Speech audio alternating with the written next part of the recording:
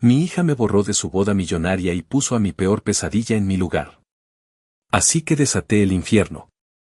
Si aún no estás suscrito al canal, haz clic en el botón de suscripción y activa la campanita para no perderte ninguna de nuestras historias. Tu apoyo significa todo para nosotros. Si esta historia te parece interesante, déjale un like. También me encantaría saber de qué ciudad eres, déjanos el nombre de tu ciudad en los comentarios. Ahora, empecemos con la historia. Mi nombre es Miguel Ramírez. Tengo 54 años y, si me preguntas, he vivido más vidas que un gato. La mayoría de la gente me conoce por Construcciones Ramírez, la empresa que levanté con mis propias manos, sudor y, no te voy a mentir, bastantes lágrimas. Empecé con una camioneta destartalada y un par de chalanes, y ahora, bueno, digamos que mis edificios son parte del paisaje de esta caótica pero amada Ciudad de México. Soy lo que llaman un hombre hecho a sí mismo, aunque la verdad, nunca estás realmente solo en esto. Pero esa es otra historia. La historia que me quema por dentro, la que me roba el sueño, es la de mi hija, Sofía. Sofía, mi única hija. 30 años tiene ya, aunque para mí, a veces sigue siendo esa niñita de 5 años con los ojos llenos de miedo, parada en la puerta mientras su madre, mientras Mónica, se iba. Se fue con él, con Ricardo. Un músico bohemio, un vividor con más carisma que vergüenza, que la deslumbró y la arrancó de nuestro lado, dejándome a mí con una niña rota y un futuro incierto. Ricardo ni siquiera volteó a ver a Sofía. Ahí te la dejo, campeón. Yo no nací para esto, fueron sus últimas palabras para mí. Y desapareció. Criar a Sofía solo, mientras intentaba que la constructora no se viniera abajo, fue la batalla más dura de mi vida. Hice lo que pude, lo que supe. Quizás la consentí de más, tratando de llenar ese vacío que Mónica y, sobre todo, Ricardo, habían dejado. Le di todo lo que el dinero podía comprar, tratando de compensar lo que no podía, una familia completa. Y ella creció, complicada. Inteligente, sí, hermosa, sin duda, pero con una veta de, ¿cómo decirlo? De merecimiento, de manipulación, que yo, en mi ceguera de padre, prefería no ver. Hace ya 10 años, la vida me dio una segunda oportunidad con Elena. Ella es arquitecta, la conocí en un proyecto. Es una mujer increíble, centrada, inteligente, con los pies bien plantados en la tierra. Es mi ancla, mi paz. Pero desde el principio, la relación con Sofía fue tensa. Elena, con su sensatez, veía cosas en Sofía que yo no quería admitir. Y Sofía, pues, veía a Elena como una intrusa, supongo. Una competencia por mi atención y mi cartera. Pero hace 3 meses, todo parecía cambiar. Sofía llegó a casa un domingo, radiante, del brazo de Javier. Un buen muchacho, arquitecto también, de buena familia, los Mendoza. Un poco, blando, quizás, pero se veía enamorado. Y entonces, soltó la bomba, papá, Elena, nos vamos a casar. Sentí una oleada de felicidad pura. Lágrimas, abrazos. Mi Sofía. Por fin, parecía que iba a sentar cabeza, a encontrar su camino. Vi en esa boda la oportunidad de oro, el momento de limar asperezas, de caminar con ella hacia el altar, de sentirme, por una vez, como un padre normal. Claro, la ilusión duró poco. Esa misma tarde, entre risas y planes, vino la confesión. Que si la boda de sus sueños era en una hacienda espectacular en Morelos, que si querían cientos de invitados, que si el banquete, las flores, y que, obviamente, ellos no tenían ni un centavo para pagarlo. Sofía me miró con esos ojos de Bambi que tan bien sabía usar. Papá, yo sé que es mucho pedir, pero, es el día más importante de mi vida. Y yo, el tonto de siempre, caí. Con el corazón en la mano, cegado por la imagen de mi hija feliz, le dije, no te preocupes, mi amor. Tu padre se encarga. Tendrás la boda que siempre soñaste. Hablamos de 1,5 millones de pesos para empezar. Una fortuna, incluso para mí.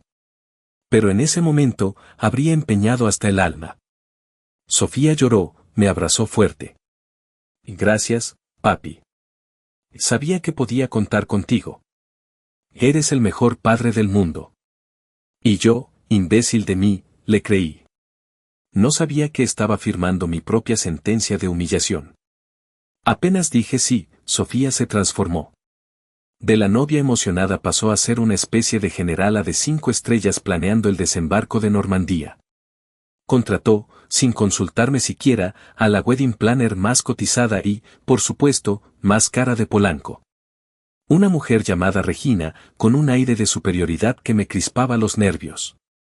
Las reuniones se sucedían, siempre en cafés de moda o en la oficina de Regina, y yo solo recibía las llamadas para autorizar transferencias.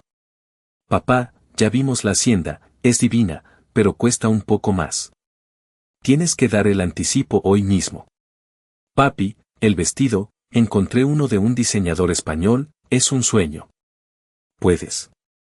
Miguel, necesitamos el adelanto del catering, quieren una prueba de menú para 80 personas. Los gastos se disparaban como cohetes en feria. El 1,5 millones inicial se convirtió en una broma. Ya íbamos cerca de los 2 millones, y la boda aún estaba a meses de distancia. Elena, con su habitual prudencia, intentaba advertirme. Miguel, ¿no crees que Sofía se está pasando? ¿Has visto la lista de invitados? ¿Has hablado con ella sobre el presupuesto? Yo, necio, la calmaba. Tranquila, mi amor. Es su día. Déjala disfrutar. Pero en el fondo, empezaba a sentir una incomodidad. Las señales estaban ahí, claras como el agua, pero yo me negaba a verlas.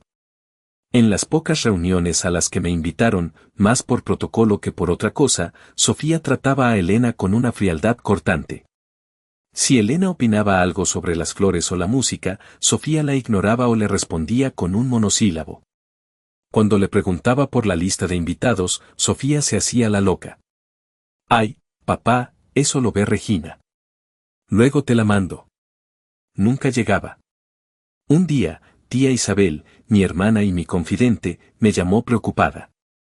Se había encontrado a Laura, la supuesta mejor amiga de Sofía, en el Palacio de Hierro.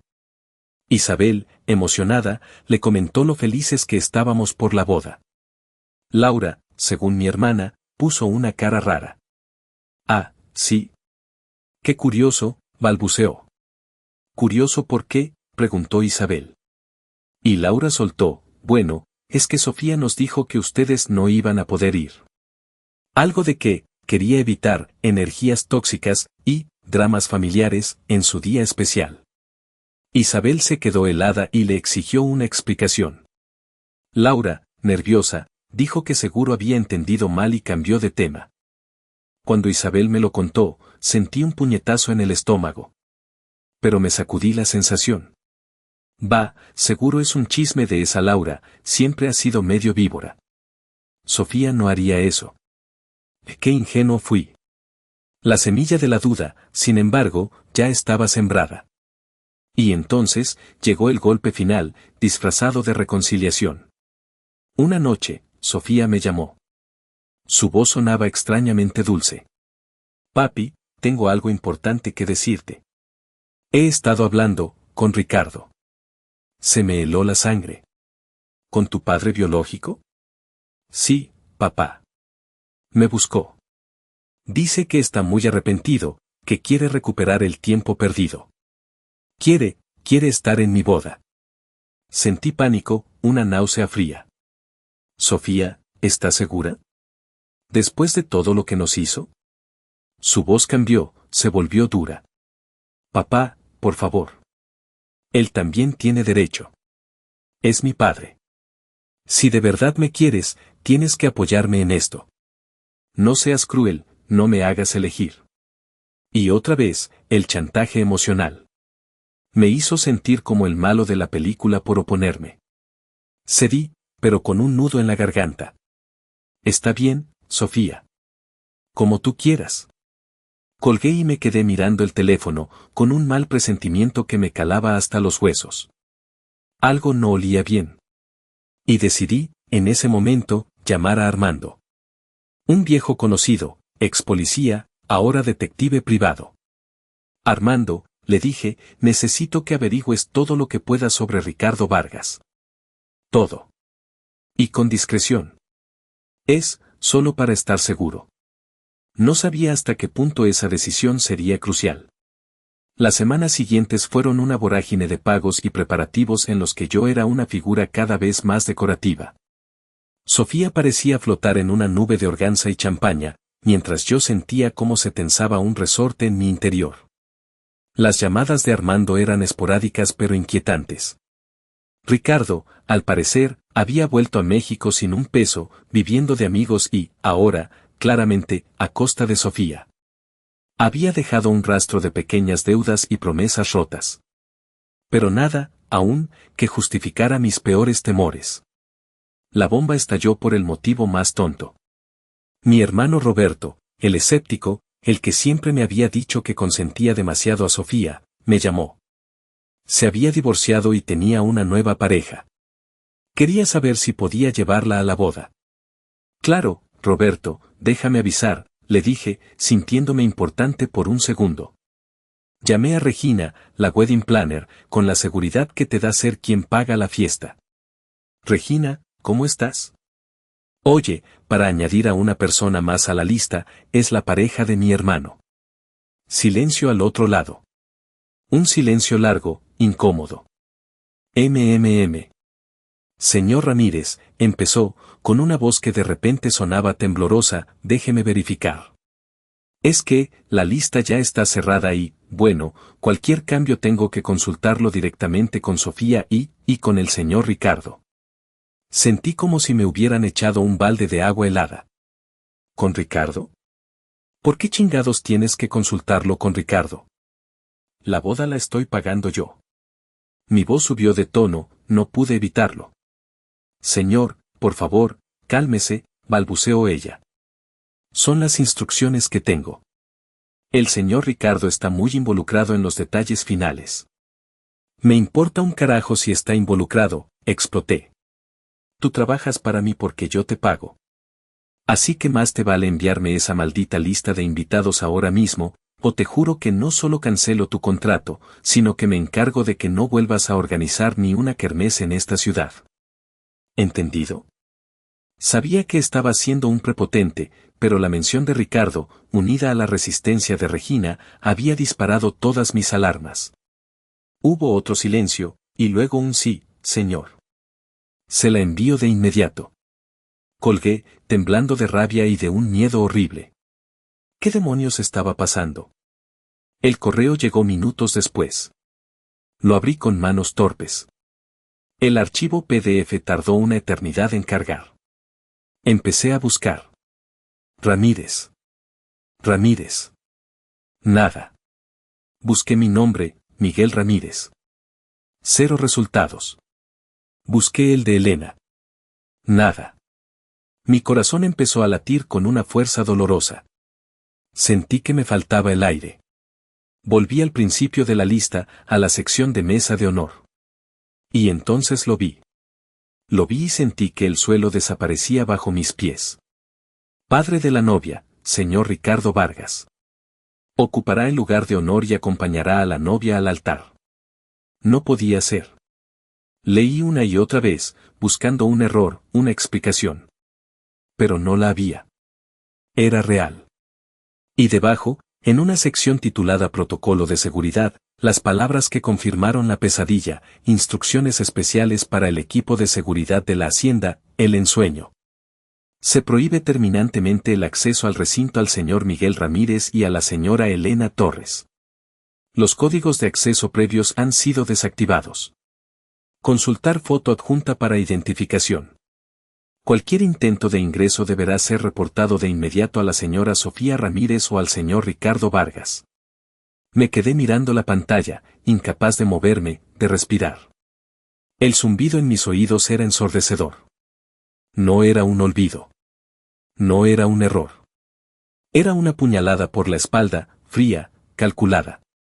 Mi propia hija, la niña que había criado, por la que había sacrificado todo, me estaba borrando de su vida, de su día más importante, y poniendo en mi lugar al hombre que nos había abandonado. Al cabrón que nos había despreciado. Y lo estaba haciendo con mi dinero. La traición era tan absoluta, tan monstruosa, que sentí como algo dentro de mí se rompía para siempre. El shock inicial dio paso a una furia helada.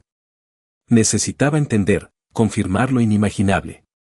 La primera llamada fue a tía Isabel. Le conté, con la voz quebrada, lo que había descubierto. Ella soltó un grito ahogado. No puede ser, Miguel. Esa niña está loca. Y entonces, las piezas empezaron a encajar.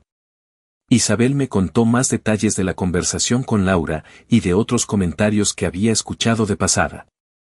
Sofía llevaba meses tejiendo una red de mentiras. A la familia, a los amigos, a la familia de Javier, les había vendido una historia de telenovela, un padre, yo, controlador, casi abusivo, amargado por el abandono de su ex, y una madrastra, Elena, manipuladora y arribista que me había puesto en su contra. Y en esa historia, Ricardo era el pobre padre arrepentido, el hombre que volvía a reclamar su lugar y a proteger a su hija de nosotros. Llamé a tío Roberto. Su reacción me dolió casi tanto como la lista. Miguel, cálmate, me dijo, con ese tono condescendiente que tanto odiaba. Quizás Sofía tiene sus razones. Nunca fuiste fácil, hermano. Siempre quisiste controlarlo todo. A lo mejor es momento de que la dejes vivir su vida y aceptes que Ricardo también es su padre. Estaba del lado de ella. Se había tragado el cuento. Le grité, le dije que era un imbécil, y le colgué. Incluso llamé a Padre Antonio, el párroco de la familia, un hombre bueno que nos conocía desde siempre. Intentó mediar, me dijo que hablaría con Sofía, que debía haber un malentendido. Pero días después, me llamó de vuelta, apenado. Miguel, lo siento. Hablé con ella. Está muy convencida de su versión. Dice cosas muy duras. Reza por ella, hijo, y por ti. Hasta él había chocado contra el muro de Sofía. Mientras tanto, Armando, mi detective, me envió su informe completo. Era peor de lo que imaginaba. Ricardo no solo era un vividor, era un estafador de poca monta. Tenía deudas por todos lados, había engañado a un par de mujeres mayores, e incluso tenía una denuncia por un fraude pequeño en Querétaro. Armando había descubierto que Ricardo y Sofía llevaban en contacto casi un año. Él la había encontrado por redes sociales, la había bombardeado con mensajes de arrepentimiento, le había pintado un mundo de fantasía. Y lo más grave, Armando encontró pruebas de que Ricardo ya estaba usando el nombre de mi empresa y la boda como palanca para pedir préstamos y cerrar negocios inexistentes. Estaba usando a mi hija y mi reputación para sus tranzas. La gota que derramó el vaso fue cuando Regina, la wedding planner, quizás con cargo de conciencia o simplemente para cubrirse las espaldas, me hizo llegar, anónimamente, una cadena de correos electrónicos. Eran entre ella, Sofía y Ricardo. Leí, con el estómago revuelto, cómo planeaban hasta el último detalle de mi exclusión. Regina, asegúrate de que los guardias tengan fotos claras de Miguel y su esposa. No pueden acercarse a menos de 500 metros, escribía Sofía. Y diles que si intentan algo, llamen a la policía. No quiero escándalos, pero mi seguridad es primero. Mi padre puede ser impredecible cuando se siente contrariado. Ricardo añadía comentarios condescendientes, tranquila, mi reina. Yo manejaré a los gorilas. Y no te preocupes por tu papi, estará demasiado ocupado con sus ladrillos para notar nada hasta que sea tarde. Leí cómo discutían el menú, la música, las flores, todo pagado por mí, mientras se burlaban de mi falta de gusto y planeaban su gran entrada triunfal. Eran crueles, calculadores, despiadados. Y mi hija, mi Sofía, era la directora de esa orquesta macabra. La telaraña de mentiras era tan vasta, tan bien tejida, que me di cuenta de que no estaba luchando contra un malentendido, sino contra una traición planificada al milímetro. La niña a la que le había dado todo se había convertido en mi peor enemiga.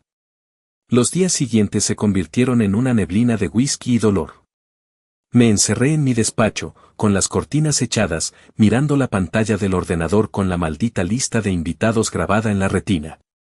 Elena intentaba sacarme de ahí, me traía comida que no probaba, me hablaba con una ternura que sentía que no merecía. Yo solo quería ahogar esa mezcla de rabia, humillación y una tristeza tan profunda que me partía el pecho. Llamé a Sofía docenas de veces. Cada llamada, directa al buzón de voz. Le dejé mensajes. Al principio, suplicantes. ¿Por qué, Sofía? ¿Qué te hice? Luego, furiosos.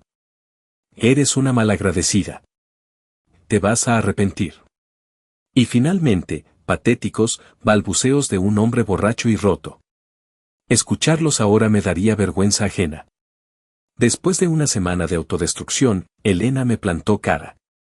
Ya basta, Miguel, me dijo, con una firmeza que pocas veces le había visto. Esto es lo que ella quiere. Verte destruido.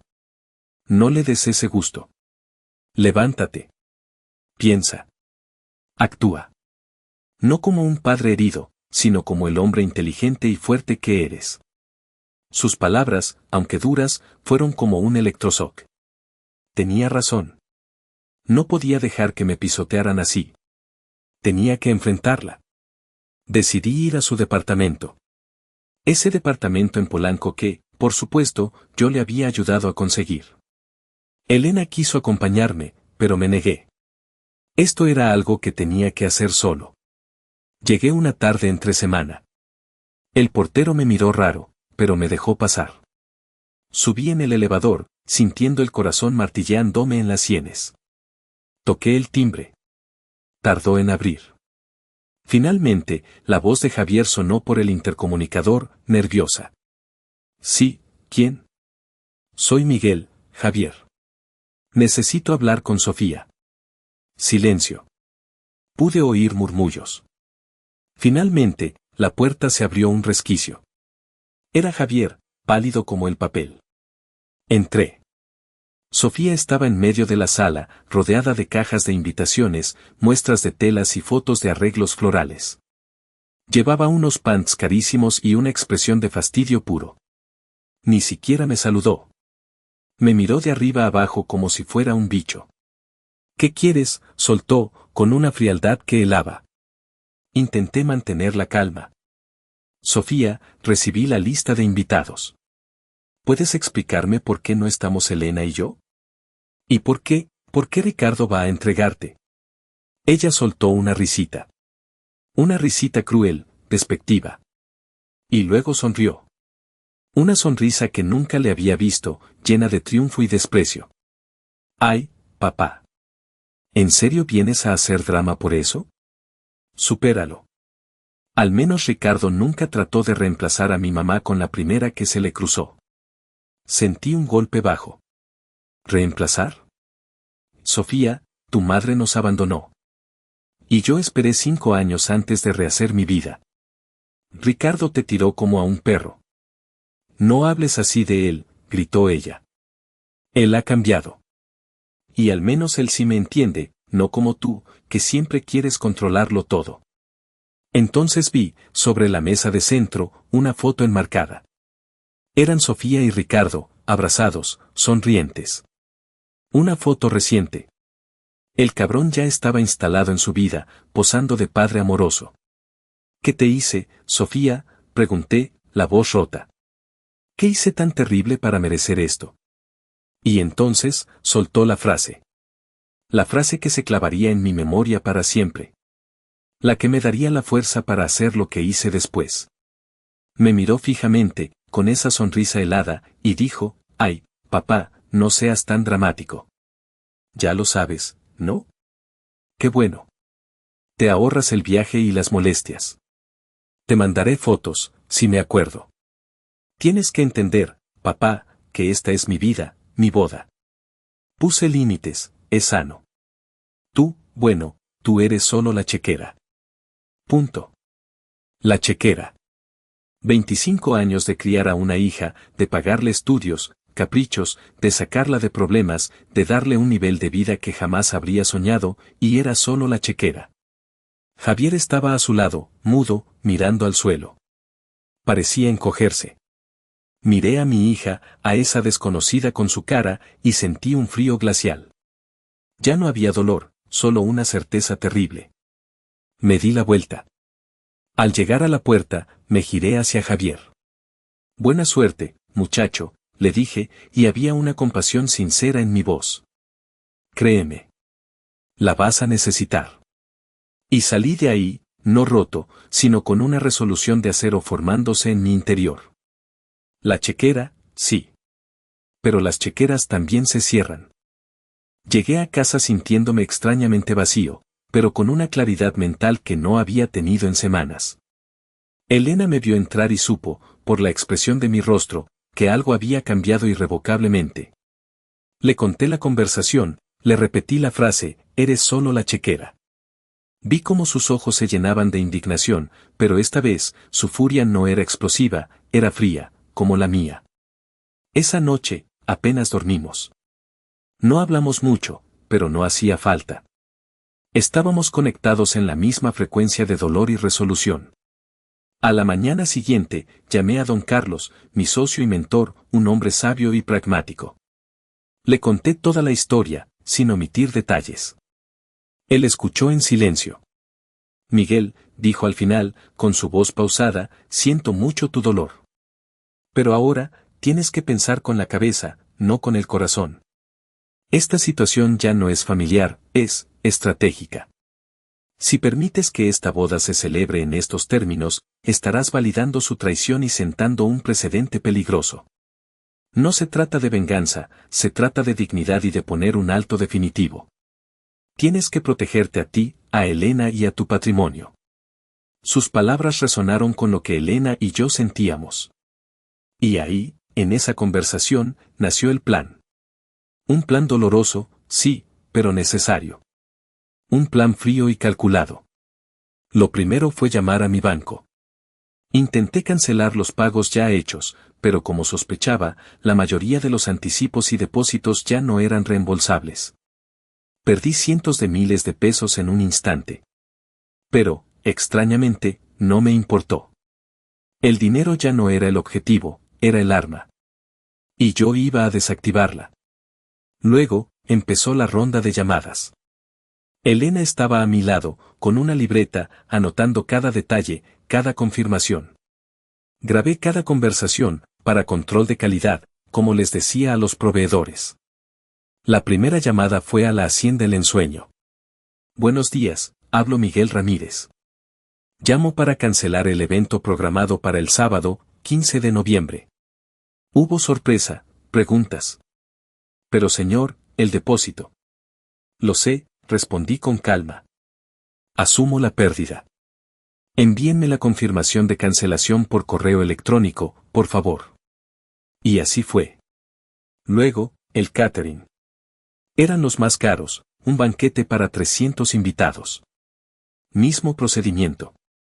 Calma, firmeza, cancelación. El hombre intentó persuadirme, habló de menús, de pruebas. Lo siento, circunstancias imprevistas, dije. Cancelado. Las flores.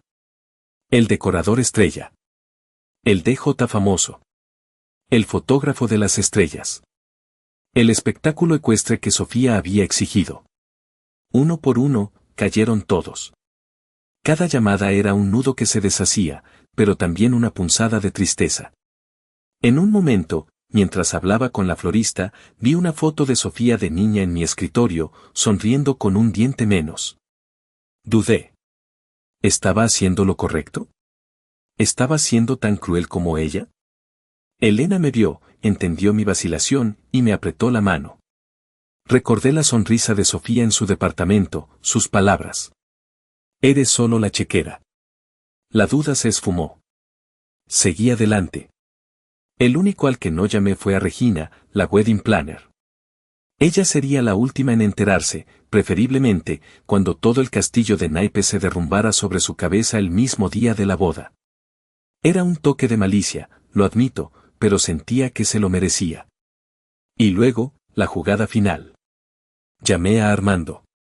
Armando, necesito un último favor. Tienes la información de Ricardo, sus deudas, sus miedos. Quiero que, de forma anónima, le hagas llegar un mensaje. Algo creíble. que un viejo acreedor peligroso lo está buscando en la Ciudad de México o que hay una orden de aprehensión de Querétaro a punto de ejecutarse. Algo que lo haga desaparecer. Rápido. Antes del sábado. Armando entendió perfectamente. Considere lo hecho, don Miguel. Colgué el teléfono. Todo estaba en marcha. No sentía alegría, ni siquiera satisfacción. Solo un cansancio inmenso y una sensación de inevitabilidad. Había construido un imperio, pero no había podido construir una relación sana con mi propia hija. Ahora, lo único que podía hacer era demoler el escenario de su traición. La chequera, efectivamente, se había cerrado. Y la tormenta se acercaba. El sábado, 15 de noviembre amaneció soleado, casi burlándose de la tormenta que estaba a punto de desatarse. Elena y yo nos despertamos temprano, pero nos quedamos en casa. El aire en nuestro hogar era espeso, una mezcla de tensión, tristeza y una extraña expectación. Encendimos la televisión, intentamos leer, pero era inútil. Cada 5 minutos, nuestros ojos se desviaban hacia los teléfonos, esperando.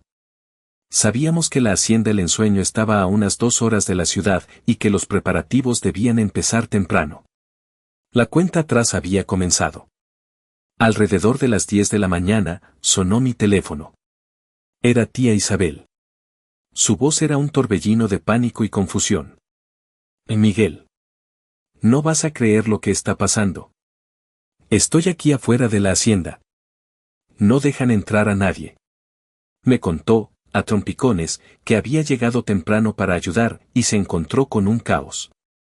El equipo de Regina, la wedding planner, estaba discutiendo acaloradamente con los guardias de seguridad en la entrada principal. Los guardias, impasibles, les mostraban una copia de mi correo de cancelación. El evento fue cancelado por el señor Ramírez, repetían como autómatas. Regina, según Isabel, estaba al borde de un ataque de nervios, gritando por su teléfono, llamando a Sofía, llamándome a mí, obviamente, no contesté, llamando a Ricardo, tampoco contestó, gracias, Armando. Le pedí a Isabel que me mantuviera informado, pero que no se involucrara. Tú no sabes nada, ¿entendido? Eres una invitada más, sorprendida como todos. Cerca de las 11, Isabel volvió a llamar, casi susurrando. Acaba de llegar Sofía. Dios mío, Miguel, tienes que ver esto. Me describió la escena, Sofía bajando de un coche de lujo, radiante, con su vestido carísimo, peinada y maquillada como una princesa, lista para su sesión de fotos. Su cara de felicidad se transformó en una máscara de incredulidad y luego de furia cuando los guardias le negaron el paso. No saben quién soy yo, gritaba.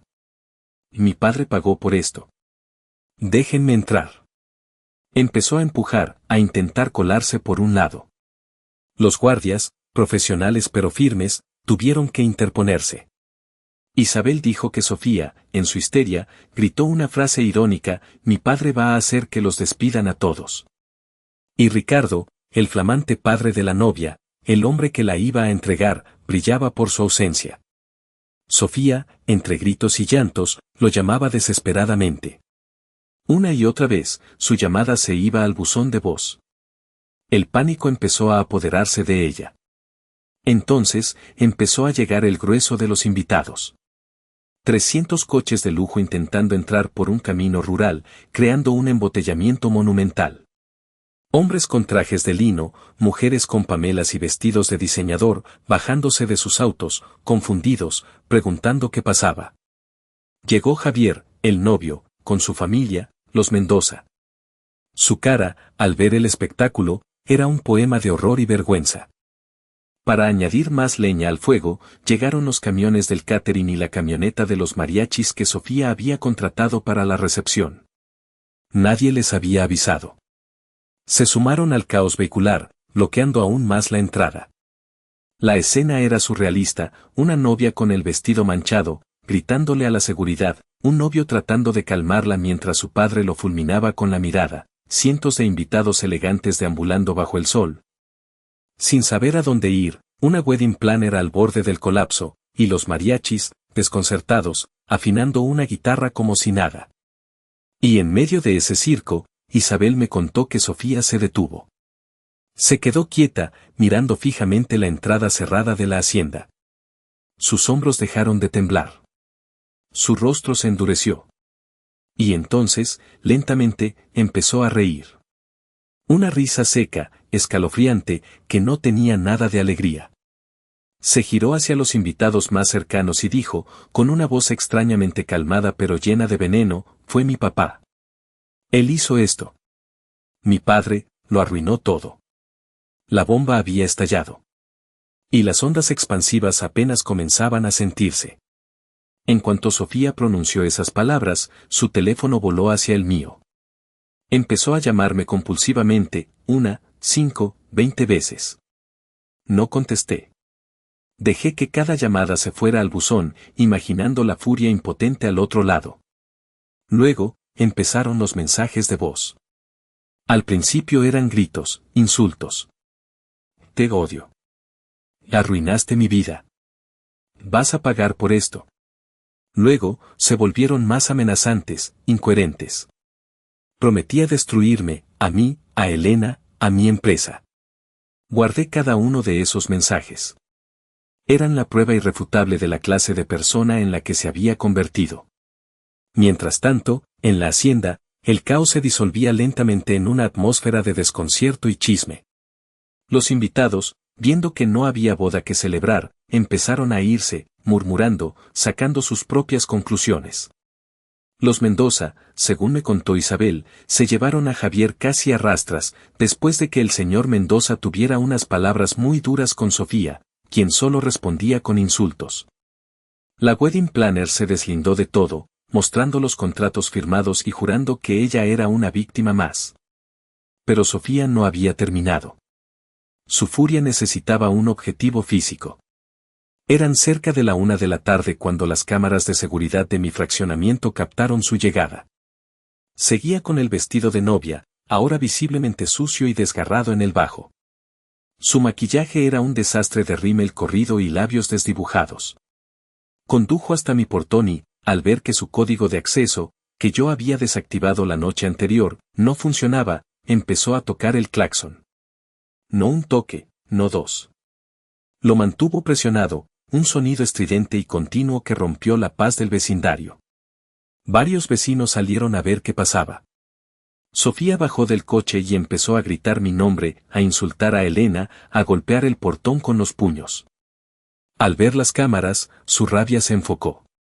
Empezó a recoger piedras del jardín y a lanzarlas contra los lentes, con una puntería sorprendentemente buena. Sal, cobarde. Da la cara. Arruinaste mi vida y ahora te escondes. Elena y yo observábamos todo desde el monitor de seguridad en mi despacho. Ella me suplicaba que apagara la pantalla, que no viera eso. Pero yo no podía. Era mi hija. Mi creación. Y estaba presenciando su autodestrucción en tiempo real. No sentía placer, ni siquiera venganza. Solo una tristeza abrumadora, profunda, y la certeza de que había hecho lo único que podía hacer, aunque el precio fuera esta escena grotesca. La seguridad del fraccionamiento llegó, intentaron calmarla, pero ella los insultó también. Un vecino, harto del escándalo, llamó a la policía. 2 patrullas llegaron en minutos. Los oficiales, al ver a una mujer en vestido de novia lanzando piedras, no sabían cómo reaccionar. Intentaron hablar con ella, pero Sofía estaba fuera de sí. Cuando intentaron detenerla, se resistió, gritando que era un secuestro, que yo los había comprado. Tuvieron que someterla. Ver a mi hija, a mi Sofía, siendo esposada y metida en una patrulla, con el vestido desgarrado y el rostro desencajado por la furia, es una imagen que me perseguirá hasta el día de mi muerte. Javier había llegado poco después, severamente alertado por alguien. Su rostro era la viva imagen de la humillación. Intentó hablar con los policías, explicar, pero solo consiguió empeorar las cosas. Los Mendoza también aparecieron, y fue el señor Mendoza quien, con una llamada a su abogado, consiguió que no se la llevaran detenida, sino que la dejaran ir con la condición de que se alejara y no causara más disturbios. La humillación era total. Y pública. Varios vecinos grabaron con sus teléfonos.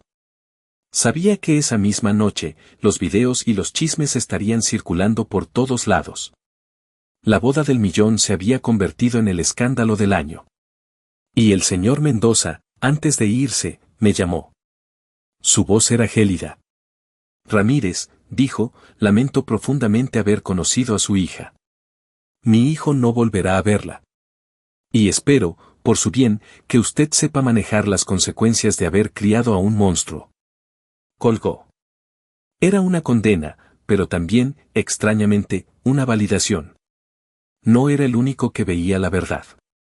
Los días posteriores al día de fueron como vivir en el epicentro de un terremoto. El teléfono no paraba de sonar. La historia, como era de esperarse, se había regado como pólvora, alimentada por los videos de los vecinos y los relatos exagerados de los invitados. La familia fue el primer frente de batalla. Tía Isabel, mi leona, se convirtió en mi defensora a ultranza. Enfrentó a primos, tíos y a quien se atreviera a insinuar que yo era el culpable. Les contó la verdad, con pelos y señales, incluyendo la existencia de Ricardo y la exclusión de la lista. Algunos, los más sensatos, entendieron y me mostraron su apoyo. Pero tío Roberto fue el más difícil. Al principio, me llamó para regañarme. ¿Ves lo que provocaste, Miguel? Humillaste a tu propia hija. Eso no se hace. Estaba furioso. Pero su furia duró hasta que tía Isabel le envió el video de Sofía lanzando piedras y los mensajes de voz amenazantes. Y, sobre todo, hasta que habló con un primo lejano que era amigo de los Mendoza y le contó la versión de ellos, la del horror ante el comportamiento de Sofía. Roberto me llamó de vuelta esa noche. Su voz era diferente. Hermano, lo siento. Tenías razón. Esa niña, no sé qué le pasó, pero, lo siento. Fue una pequeña victoria, pero significativa. La familia, o al menos su núcleo, empezaba a cerrar filas a mi alrededor. Padre Antonio también llamó, ofreciendo consuelo y admitiendo que Sofía necesitaba ayuda profesional, que él había subestimado la profundidad del problema. El segundo frente fue el social y profesional. Los rumores eran venenosos. Al principio, yo era el padre monstruo. Luego, cuando se supo lo de Ricardo y la exclusión, la narrativa cambió, pero Sofía, ayudada por Laura y otras amigas, lanzó una nueva ofensiva. Empezaron a decir que yo había cancelado todo porque mi constructora estaba al borde de la quiebra, que estaba desviando fondos, incluso insinuaron que el verdadero motivo era mi racismo o clasismo hacia la familia de Javier. Una estupidez, considerando que Elena es de ascendencia libanesa y los Mendoza son tan fresas como cualquiera. Estos rumores sí me preocuparon. Podían dañar mi negocio. Aquí fue donde don Carlos se volvió invaluable. Miguel, me dijo, a la víbora no se le pisa, se le ignora o se le corta la cabeza con inteligencia. Nada de declaraciones públicas. Pero sí, una estrategia interna y selectiva. Siguiendo su consejo, reuní a mis empleados clave y les expliqué, con sinceridad pero sin detalles escabrosos, que estaba atravesando una situación familiar muy difícil y que cualquier rumor sobre la empresa era falso. Les pedí su lealtad y confianza. Funcionó. Luego, hablé personalmente con mis clientes y socios más importantes. Les aseguré la solidez de la empresa y les agradecí su apoyo. La mayoría me creyó. Contra los rumores más dañinos, mi abogado envió un par de cartas amistosas advirtiendo sobre las consecuencias legales de la difamación. El fuego empezó a amainar. Mientras tanto, me enteré por tía Isabel que Sofía y Javier habían tenido una ceremonia civil, casi clandestina, un par de semanas después. Apenas fueron 10 personas. Ni los Mendoza, ni tío Roberto, ni, por supuesto, Ricardo, quien seguía desaparecido en combate, estuvieron presentes. Era una boda triste, un reflejo del desastre. Y Javier. Un día, su padre, el señor Mendoza, me pidió una reunión. Fue en un club privado, un lugar neutral. Fue sorprendentemente franco. Me dijo que Javier estaba destrozado, pero que ellos, como familia, no podían permitir que Sofía siguiera en su vida. Y entonces, me hizo una petición inesperada, Me contó que Sofía estaba acosando a Javier, amenazándolo con denunciarlo por maltrato si no volvía con ella y si no la apoyaba económicamente. Me pidió si yo tenía alguna prueba del carácter de Sofía que pudiera ayudar a Javier a protegerse legalmente. Fue una decisión difícil. Pero Javier, a pesar de su debilidad, era también una víctima. Le dije al señor Mendoza que tenía algunas cosas, que las consultaría con mi abogado. La guerra, al parecer, estaba lejos de terminar, pero las alianzas estaban cambiando de forma inesperada. Y yo, aunque herido, estaba empezando a jugar mis cartas con más inteligencia. La petición del señor Mendoza me dejó pensativo. ¿Debía usar los mensajes y las grabaciones contra mi propia hija? Era una línea que no quería cruzar. Pero Javier estaba acorralado. Decidí esperar, ver cómo se desarrollaban las cosas. No tuve que esperar mucho. Unas semanas después, recibí una llamada de un número desconocido. Era Javier. Su voz sonaba desesperada. Don Miguel, necesito verlo. Por favor. Es urgente. Nos vimos en un café discreto. El muchacho estaba hecho un manojo de nervios. Me contó que Sofía se había vuelto un infierno. No solo lo amenazaba, sino que le había vaciado una cuenta conjunta y estaba usando sus tarjetas. Y lo peor, había empezado a insinuar que si él no hacía lo que ella quería, algo malo podría pasarle a sus padres, o a Elena. Cuando escuché eso, sentí un escalofrío. Esto ya no era un berrinche, era peligroso. Javier me mostró mensajes, me contó de escenas violentas. Y me suplicó ayuda. Ella solo le tiene miedo a usted, don Miguel. Si usted habla con ella.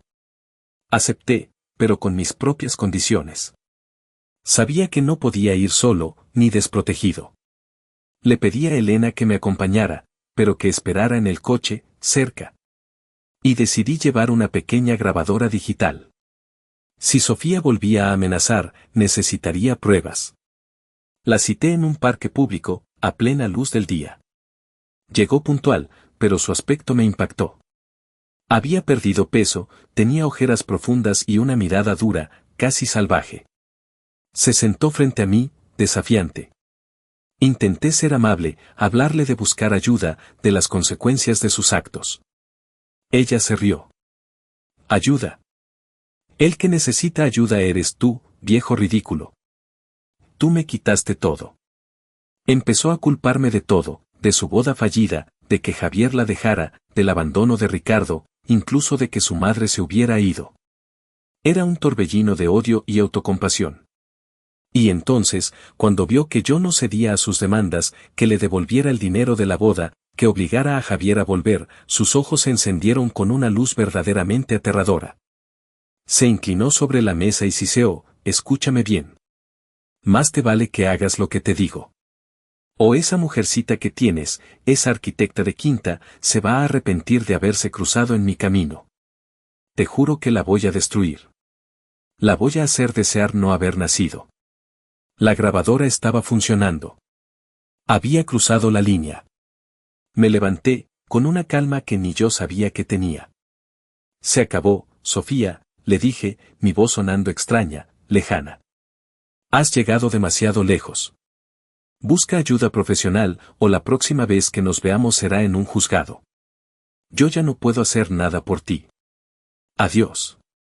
Me di la vuelta y me fui, sin mirar atrás. Le entregué la grabación a mi abogado y, a través de él, se la hicimos llegar al abogado de los Mendoza. Con esa prueba, Javier pudo obtener una orden de restricción. Sofía, al verse completamente acorralada, sin dinero y sin aliados, tocó fondo. Fue tía Isabel, con una paciencia infinita, quien la convenció de ingresar a una clínica para recibir ayuda psiquiátrica. Ha pasado un año. Sofía sigue en terapia. Me ha enviado un par de cartas, escritas con una caligrafía temblorosa. Pide perdón, pero aún hay ecos de sus viejas manipulaciones. Las leo, siento una punzada de la vieja tristeza, pero no respondo. Sé que la sanación es su camino, y que yo ya no puedo caminarlo por ella. Tío Roberto se ha vuelto mi mejor amigo. Don Carlos sigue guiándome.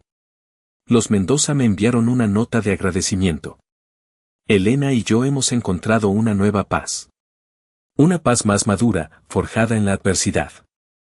A veces, miro atrás y me pregunto si pude haber hecho las cosas de otra manera. Quizás. Pero he aprendido que el amor, a veces, significa trazar una línea en la arena. Significa proteger tu propia dignidad, tu propia paz, incluso si eso significa soltar a quien más quieres. Anoche, estábamos cenando en la terraza. El cielo de la ciudad estaba estrellado.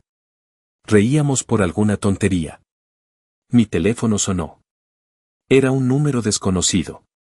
Miré a Elena, ella me sonrió. Le devolví la sonrisa y rechacé la llamada. Había aprendido. Ya no era solo la chequera. Era Miguel Ramírez. Y por primera vez en mucho tiempo, era dueño de mi propia vida. El infierno había pasado, y aunque las cicatrices quedaban, habíamos sobrevivido. Y eso, a veces, es más que suficiente.